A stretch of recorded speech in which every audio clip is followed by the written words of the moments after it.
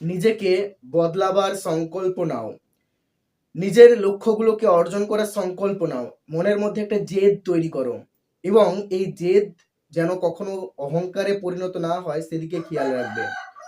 এই যখন জেদ নেবে, যখন পরিকল্পনা নেবে, তখন বারবার তুমি হেরে যাবে, বারবার তুমি ভেঙে পড়বে।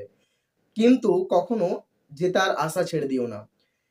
অনেক সময় তো এমনও হয় যে আমরা হাঁপতে হাঁপতে পরাজিত হতে হতে ব্যর্থতা পেতে পেতে একটা সময় গিয়ে আমরা নেতিবাচক চিন্তাকে আশ্রয় করে নিই জীবনে।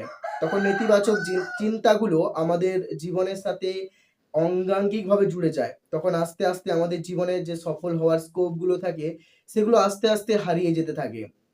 মনে রাখবে, জীবনের এই স্রোতে তুমি যা পাওনি তা তোমার ভালোর জন্যই, আর যা পেয়েছো সেটাও তোমার ভালোর জন্যই। যা হারিয়ে ফেলেছো সেটাও তোমার জীবনের জন্য ভালো ছিল বলেই সেটা তুমি হারিয়ে ফেলেছো। তাই জীবনের সাথে যাই ঘটুক না কেন কখনোই দুশ্চিন্তাগ্রস্ত হয়ে পড়ো না। কোনো জিনিসের জন্য কখনোই শোক করো না। কোনো জিনিস যদি ছাড়তে হয় তবে তাকে ছেড়ে দাও। জীবনে খুব কম মানুষই আছে যারা শেষ পর্যন্ত আপনার সাথ দেবে। জীবনে খুব কম মানুষই আছে যারা শেষ দিন পর্যন্ত আপনার সাথে থেকে যাবে। তবে এই সংখ্যাটা খুবই কম।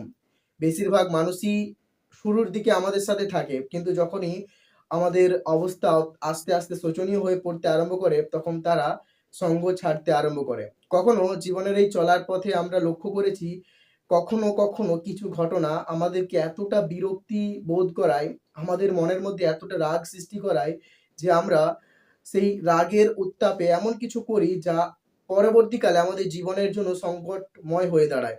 আবার সেই পরিস্থিতিটা চলে গেলে আমরা আমাদের কৃতকর্মের জন্য অনুতপ্ত হই। তাই প্রত্যেকটা ঘটনায় তোমার জীবনে ঘটছে তাতে বিরক্ত হইও না। প্রত্যেকটা ঘটনার একটা কারণ আছে। কারণ ছাড়া কোনো কিছুই হয় না। সেই কারণটাকে